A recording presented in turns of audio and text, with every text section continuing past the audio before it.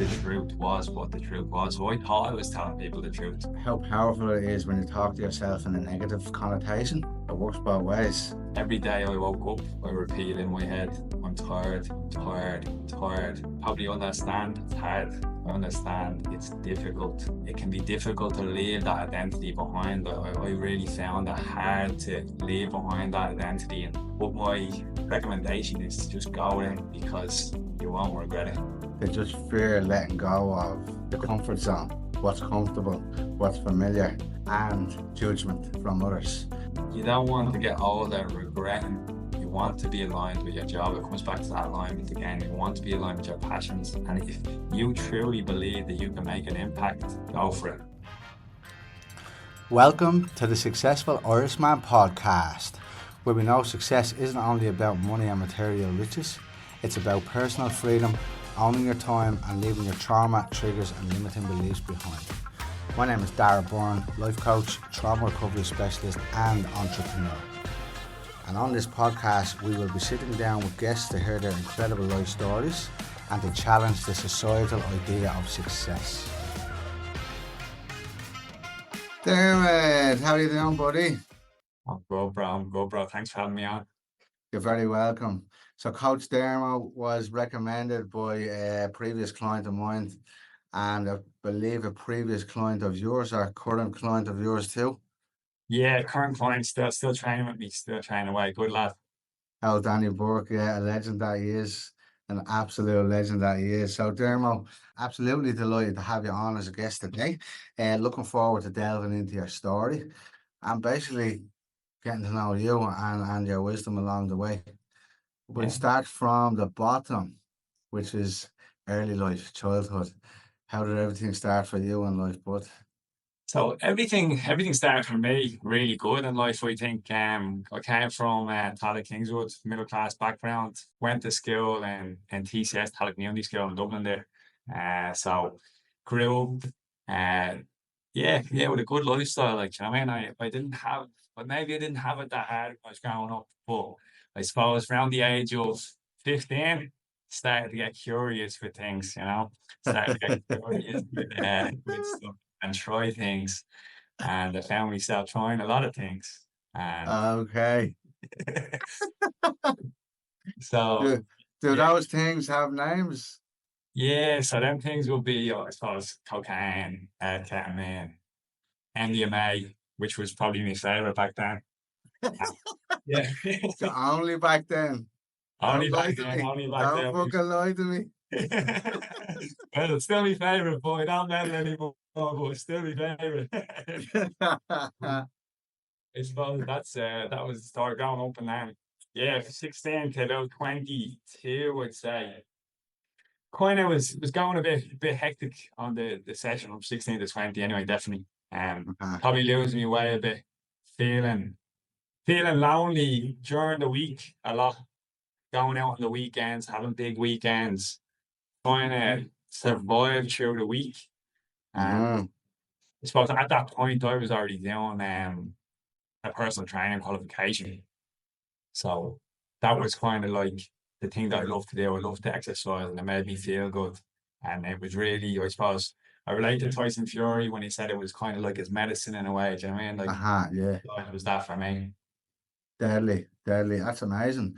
So you got into personal development at such a young age. That's huge. Was that like in fitness, or was that, what type of personal development was that? So yeah, I originally just started off as a personal trainer. I worked firstly in Fly Fit and Swords there and did like an internship where I had to do a lot of classes and just get some experience. Basically, I was traveling probably an hour and a half over there a week, like an hour and a half on the bus each way, and I wasn't getting paid anything, So I had to actually do the hard graft, and I was 19 years old, had no clients, had no money. Was only scraping together a few cents to get the bus over to Swords. Well, Lewis and then a bus used to take that long. So That's love right there. yeah, I was passionate about it from the start. I was passionate about the fitness, but at that point, it was still obviously partying hard.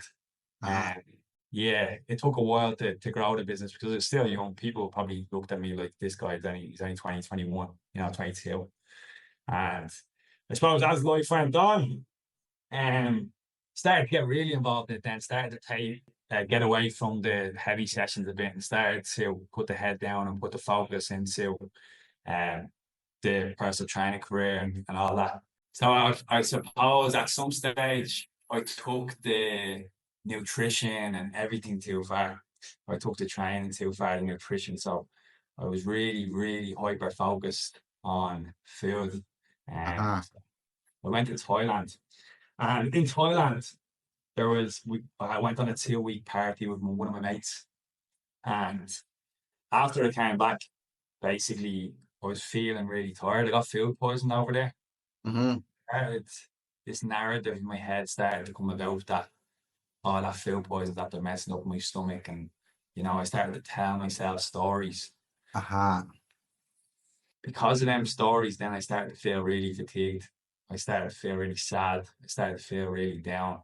So it's telling me these stories every day. Oh, I think you were sick, and you have this problem, you have a gut health problem.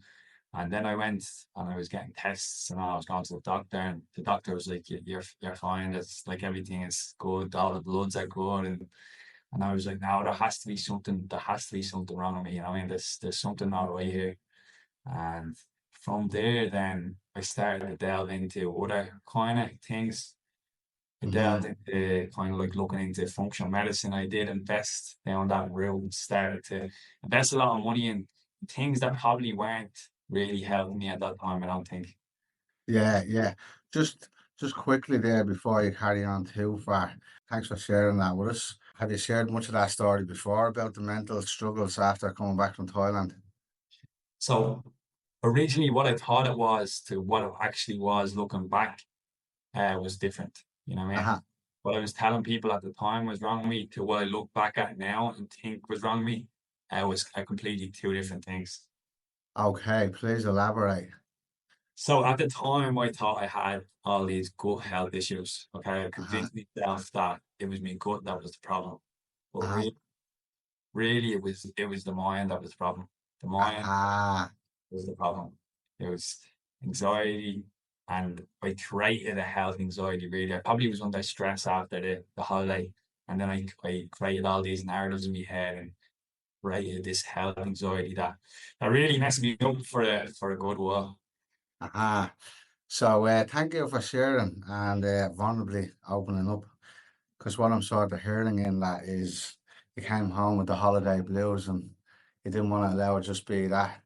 You wanted to avoid feeling how the holiday blues make you feel. So you chose to tell yourself a story, which in turn led to you making yourself sick. Not internally here in the gut where you were blaming, but in here in your head. So good on you for sharing that. And I just want to highlight as well, how often you just said how often you speak to yourself in a particular way and how quick you can download that belief. So if you were talking to your younger self now, what age did you say you were when you went to Thailand? I think it was about 21, 22, around that stage. I think it was around that time. Yeah, so if you were to talk to your younger self, pretty much the chap that was going through that process, what would you say to him now? You know what? It would be a hard conversation with him because he was very stubborn in his Uh, beliefs. I mean, he knew what he knew. Apparently, like he knew the way. Now Yeah, yeah. we could tell him that he was wrong. And that's the most difficult part about this young guy, that he was so stuck in these ways that he thought, oh look, I know more than you. I do this. I mean, I'm a nutritionist. I'm into nutrition. I'm a personal trainer. I didn't even have a Uh-huh. nutrition qualification back then. I do now, but yeah. So he was really really rigid in his beliefs. So to say something to him would have been difficult Uh-huh. because I don't know if he would have listened. I resonate with that, that's for sure. My mom would she'd take a hand off of that quote as well, she would. And yeah, even though he wouldn't listen, looking back in terms of goodness for yourself or somebody else who's gonna listen to this podcast and be going through a similar battle, probably not the same circumstances, but it doesn't matter what the circumstances are. You can fit this story to any fucking area of life. So, what would you say to somebody who might be going through it, to help them overcome it? I think a good message is to look after your social health, because around that time was the time as well where I was pulling away from all the drink and the drugs, and all my mates were still doing that. And when Uh-huh. you're trying to pull away from that, you don't have many friends outside of it that you can kind of have a chat with or get that little bit socializing and that connection that you need, you know. So if maybe he just looked after his social health a little bit more, he wouldn't have felt maybe as lonely, as anxious, and all these thoughts would have been going so fast in his mind. Uh-huh. Brilliant. Absolute gold. Gold. I'm just curious because you sort of skipped past it, but in school, was anxiety or stress or pressure or depression, any of those things present for you in your childhood? I don't know if I can remember, like growing up, I feel like life was pretty good. In school, I probably wouldn't have performed well. You know, I would have Mhm. been a messer. I would have been one of them messes, you know. The lads, I liked having a bit of crack with the lads, you know what I mean? I liked having some fun, and I didn't like learning at that point. I didn't like to learn stuff. It wasn't really in my interests. I liked PE. I liked Uh-huh. I liked when we were in PE, and I liked actually biology, which is funny enough. I liked biology randomly, Mm-hmm. and I'm learning a lot of stuff about the body. But yeah, like, was there anxiety? There probably was, and I probably just couldn't recognize it because I was so young. Mm-hmm. Mm-hmm. Yeah, good on you. What school did you say you went to CCS something, was it? Pallet Community School, TCS. Hala, TCS, yeah, because I used to play up there and I played for Shamrock Rovers when I was younger. My nephew still plays for them now, which is funny because the whole family are Shamrock Rovers mental. But yeah, what's it up in Kiltipper? Up around is Kiltipper is the sort of the mountain, isn't it? It's the side of the mountain where they used to play Old Bon as well, up around that area. Is that up around the area where you were? I'm in Kingswood, so it's a little bit more. I think it's north of me. Pretty sure, I'm not too sure. I'm down south, I think. Yeah, yeah, yeah. I hear you. I hear you. So you were 21, 22 when you came back from Thailand, and that was your pivot into learning about your gut health, albeit through the mind first. When did you read, like you said, you got serious from then, but when did it start to take off as a career? 'Cause you said you weren't earning much at the start.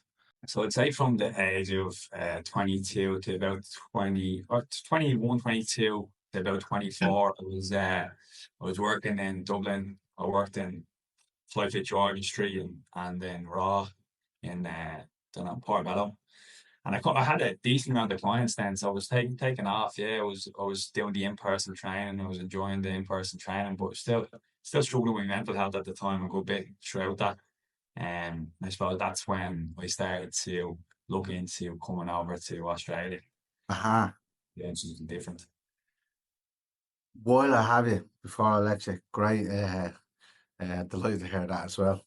Melbourne is where I lived for many years, but coming back to the mental health, something you said a good few minutes ago was that you were telling people one thing, but really what was going on was another. Can you elaborate on why you chose not to tell them the truth? I don't think it was actually that I thought I was telling people lies. I thought the truth was what the truth was. So I thought I was telling people the truth. I Uh-huh. thought that I had these gut issues, and that was what's making me sick, and anything with additives or preservatives or anything that wasn't natural was bad for me. I mean, and it was causing me a lot of fatigue and also I had an obsession with food. You know, what I mean, I was obsessed with eating vegetables and making sure I was eating very specific foods. I had a list of foods that I had said that I diagnosed myself having an intolerance to, you know. So then when I had yeah. So when it happens, it was naturally, you know, what I mean, if you're perceiving a threat, you're probably that's going to affect your digestion, right? Mhm. So naturally, I was perceiving that this was going to cause me to have gut issues, and then because I was perceiving that, was nocebo myself. So if you've ever heard of nocebo effect, I'm sure you have, where you actually think this is gonna be bad for me, and then I have it, and then I felt exactly that. Yeah, yeah. I hear you, man. Legend. Um, so placebo, did you say, Matt? What did you say there? Placebo. So the placebo was a good one. The Yeah, nocebo. tell us the difference of the two, will you? Because I'm here to learn. Yes, the placebo is obviously in studies they use it, and sometimes when something doesn't contain maybe the product they use or whatever, Uh-huh. one still has a positive psychological effects from the brain. They think, oh my God, it's Yeah, like it was in Space Jam. yeah, yeah, Space Jam, where Bugs Bunny fills up the water and he yeah, tells yeah. them The magic water. they all start to believe. Well, that's the placebo effect. And then the nocebo effect is when you get just the opposite of that. It's when you start thinking negative things and then you start experiencing them. Okay. Wow, that's really interesting. I had a question for you there. Yeah, moving on from there, you said you made your way across to Australia. Yeah, so I made my way across to Australia then, and I think my stress was at an all-time high at that point. Well, it's pretty high, Hmm. and that's when I took a year off from the fitness industry because right now I just got to me boiling point. I think with the fitness industry at that point, oh, I wanted to explore different avenues because I just wasn't feeling good. I wasn't managing the stress well. Hmm. Hmm. Yeah, thanks for sharing that. And just coming back and remembering, you know, how powerful it is when you talk to yourself in a negative connotation. It works both ways. Mm, obviously. So, how would your life improve or have improved at that time if you were to talk to yourself different or the complete opposite of how you were? How would my life have improved? Yeah.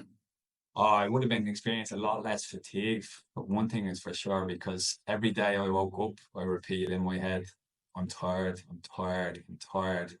And there was a lot of self-criticism. There was a lot of that going on that was making me tired. You know what I mean? When you tell yourself all day that you're tired, Uh-huh. Yeah. that's kind of what you become.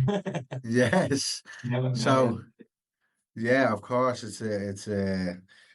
there's a video that I give to all of my clients. It's a Alan Watts. It's called Diarmuid. Have you ever heard of Alan Watts? I've never heard about it now. Yeah, any of my clients that are going through this process, it's part of one of their assignments. Look it up. It's on YouTube. Alan Watts' Their Mind. So it's basically explaining if you keep thinking negative thoughts and then trying to outthink those thoughts and then tell those thoughts to stop, those thoughts to stop.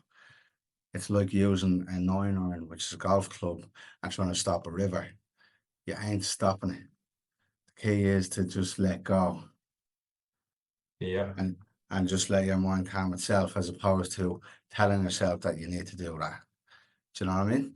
But Yeah. it's great. It's on YouTube. Look it up. Yeah, you'll learn a lot from it. So for you, coming back to your life, you said you took a year out of the industry, the fitness industry, because you were stressed and depressed. Tell us about that, how life was for you during that.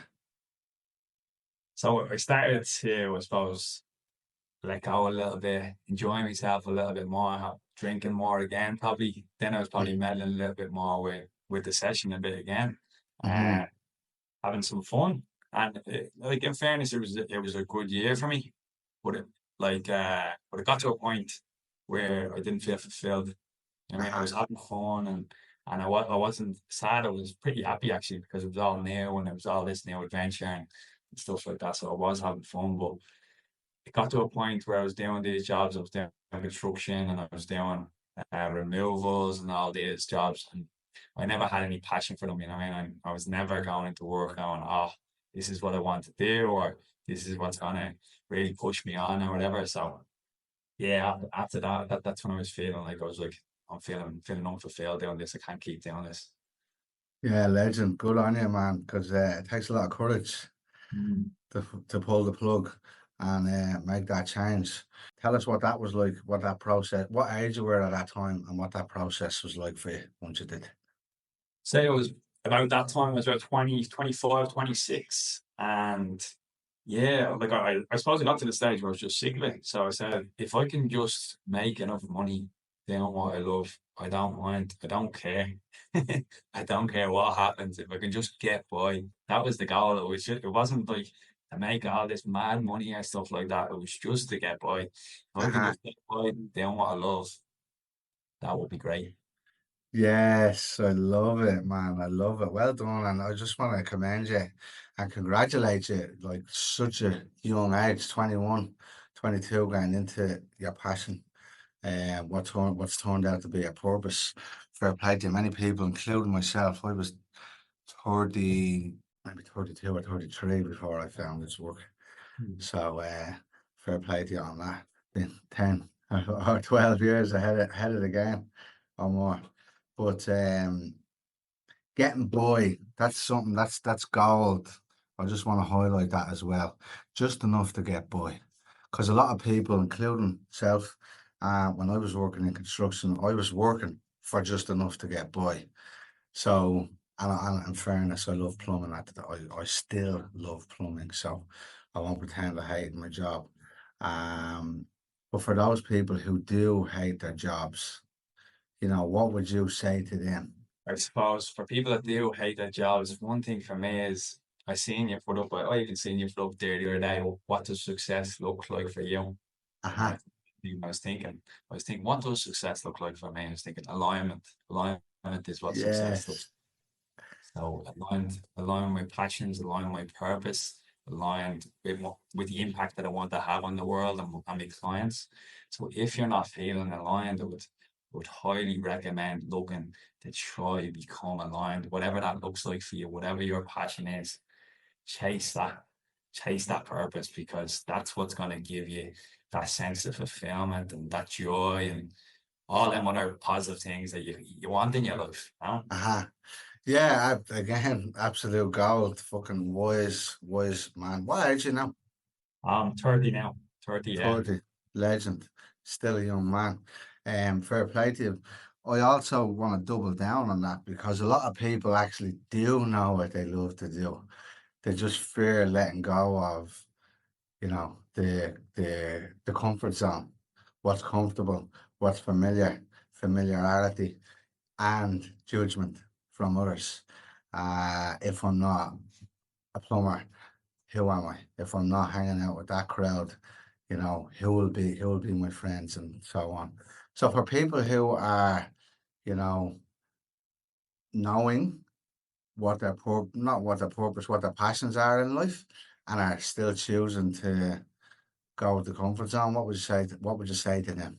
First of all, I'd say probably understand. I understand it's hard. I understand it's difficult. And from there, I would probably tell them, but it's the right way. It's gonna be better if you do it. It can be difficult to leave that identity behind. I really found it hard to leave behind that identity and create a new one because of that fear of judgment. It can be hard to manage at times, the fear of judgment, definitely. Um, but my recommendation is to just go with it because you won't regret it. Yes, I love it. I love it. Fair play to you. So you're back in. Tell us more about your career and what you do. It's your nutrition, pretty high skilled qualification, isn't it? Tell us all about that. Yeah, so I got certified in about 2018. I did a course called Mac Nutrition, which was really good. And I loved that. Then from there, I suppose I started to delve more into behavior change and kind of some even body image and all these other different topics, because I was observing problems in my clients and just the basics of what you see online weren't really solving them problems. Everything is calorie tracking this, calorie tracking that. And I could notice that not everybody had success calorie tracking, you know what I mean? That's Uh-huh. only one tool in the toolbox when you're a nutritionist. And yeah, I suppose that stage there was, even though I had the certification in nutrition, I still felt like there was a missing piece until I Hmm. started to delve deeper into the behavior change world. And then that's when I started to go, okay, now I have a good idea of what's going on here and what they actually need to to overcome these challenges and get the results that they want. Yes, I love it. And how many people's lives have you helped transform so far? I haven't a clue, to be honest. I know people have numbers, but I don't know. I've had hundreds of clients probably, yeah, at this stage. It's been, what, 9 years. So, yeah, in the hundreds anyway. Yes, I love. And yeah, give us a bit of an example. Give us some stories, some success stories, if you will. Yeah, so I had Steve O, which was one of my friends there. He went through, like, he was very into his, I suppose, I don't know, what story would I tell you? What's the best story? I'm trying to think now. They're all the best story, if you ask me. So Like, whichever one that comes to your mind.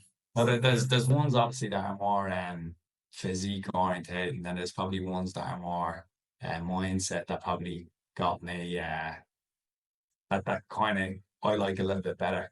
So There you go. I love it. recently, I suppose I've had one of my clients, Sean, who joined me on the 90-day resilience builder, and he has went from like really struggling to manage his food to getting on top of it, being 100% of his workouts, and overall just improving the way he feels about himself, improving his confidence. Yeah, so that's one story. Trying to think of what is now. Steve, you started out with him. Tell us his story. So Steve always played for, I think he played for Pats growing up, and he was big into his football and stuff like that. He went to Oh, the gym. Pat. Yeah. My outfit is actually, my outfit is, he used to play for Pat, so he's some sort of honorary, I think he is down there, so they invite him around there all the time. But yeah, Pat's Shamrock Rovers, it's our family. But go on, sorry, carry on with your story. So he was, I suppose, quite athletic growing up and stuff like that. And he went to the gym and stuff like and he liked going to the gym.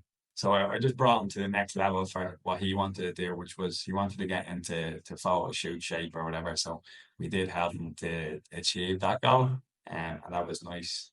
It's not really something that I do anymore, but it's still a great achievement, you know, and Steve was very, very committed to the process and achieved Hmm. the result that he wanted. You know, Yeah, is that Chisel Labs for Instagram. chisel labs exactly? Yeah, I suppose like, lately I kind of I step away from the chisel lab approach now, but like I'm trying to go towards more that overall Uh-huh. the alignment of everything, which can sometimes lead to chisel labs when you're aligned. Just depends. Yeah, yeah, exactly, exactly. I'll tell you what, I wouldn't mind a set of chisel labs myself for Instagram. They they they do my profile some help anyway. That's it. Uh, That's the best. It's probably the best thing to grow, isn't it? That's the thing. it is too, yeah, it is. But yeah, look, and that's a really interesting transition. So give us a window into that.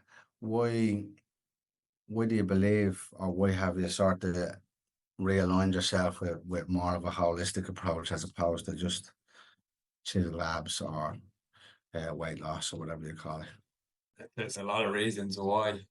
I suppose one of the biggest reasons is I've seen a lot of people that were coming to me that really wanted this physique change, but I felt that them being so focused on that change was what's stopping them from actually living a better quality of life because they were so focused on the controlled forms of motivation, you know what I mean? That are influenced by extrinsic factors rather than like more autonomous forms of motivation.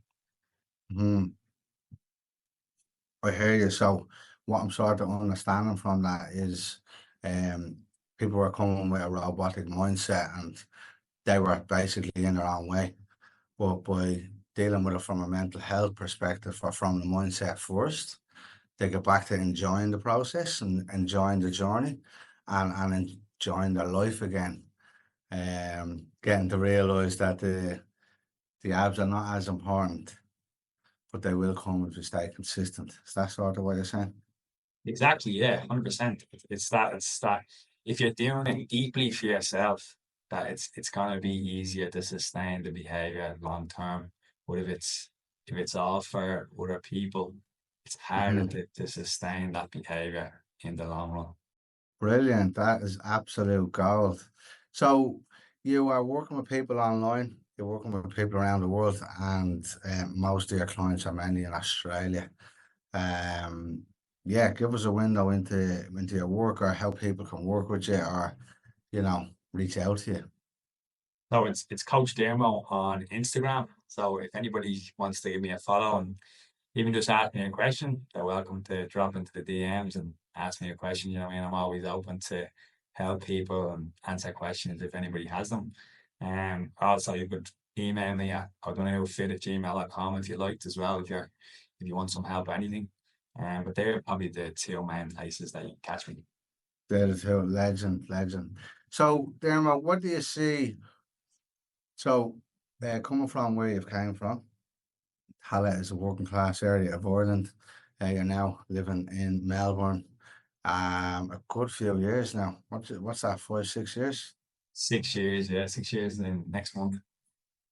Well, congratulations. Happy birthday ahead of time or happy anniversary.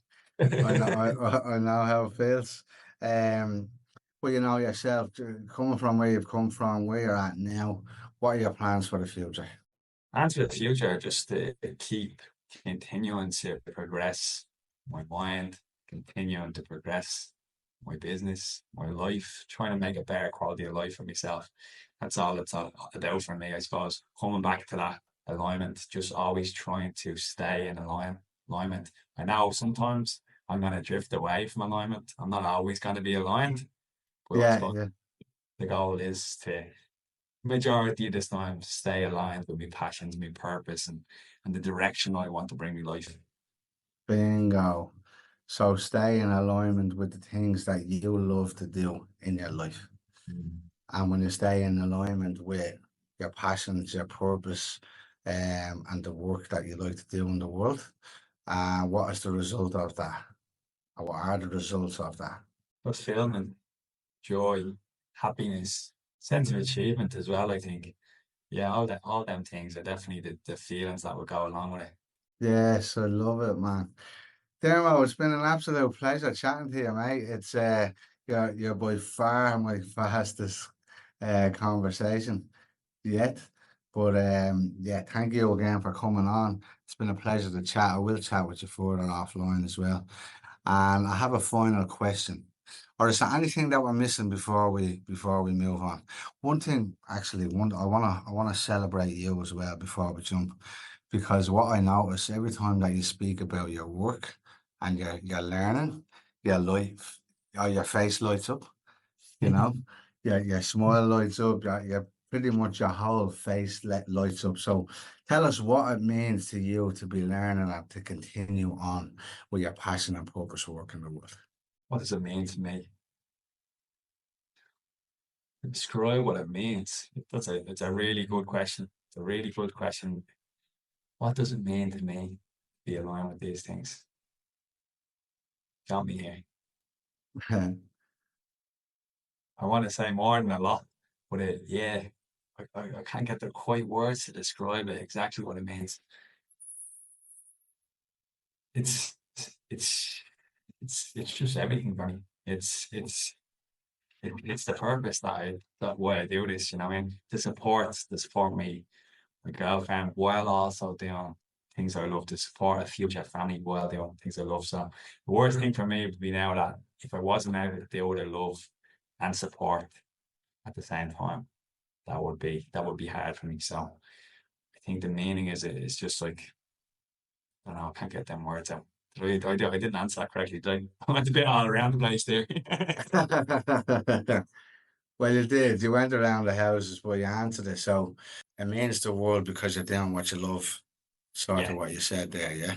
And then, like for other people, again, coming back to you, that know that there's other things that they would like to do. Like I have a previous client, she's a legend. She's super fit, and she's like well clued in the gym. Um, but she's like, oh, I can't teach other people because of X, Y, and Z. When she's super fit, she trains every day, sometimes twice a day, and it's just a minute now. She's doing it now, but for years she wanted to do it She didn't jump until she started working with me. But what would you say to people who are listening to this, who are in the dark and still not wanting to reach out for support or X, Y, and Z? What would you say to those people who know that there's something that they like to do and they're not doing it right now? My advice to them is to just simply take the jump. Simply take the jump, because you don't want to get older regretting what you're doing, regretting the job that you're doing. You want to be aligned with your job. It comes back to that alignment again. You want to be aligned with your passions. And if you truly believe that you can make an impact in the health and fitness industry, like example for your client, go for it. Do it. Mm-hmm. Give it a bash, and chasing your passion, you'll probably do pretty well. Uh-huh.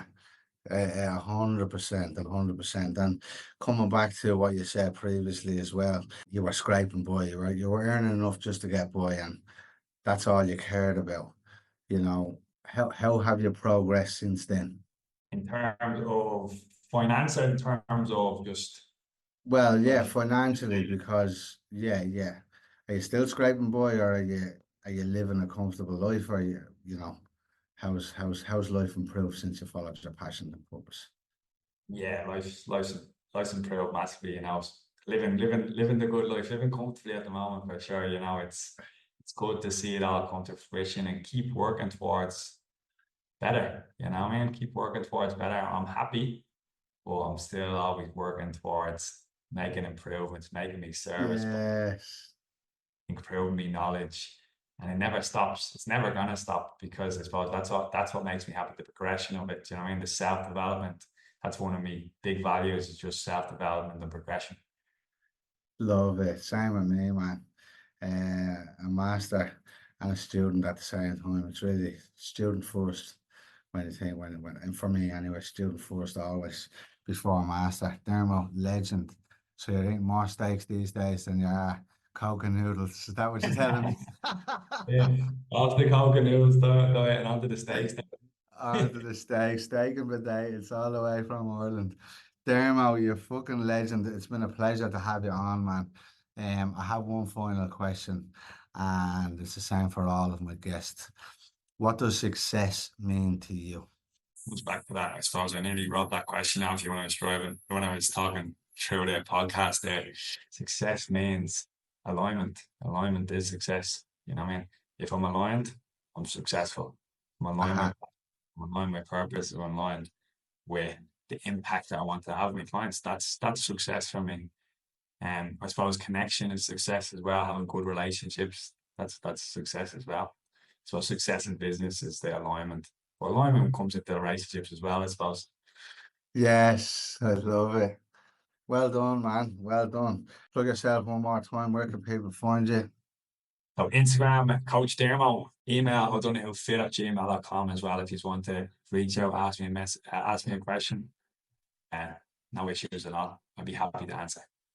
Legend. Dermo, huge love. You enjoy your day, all right, brother? Cheers, bro. Appreciate you having me on. You're welcome. Thank you.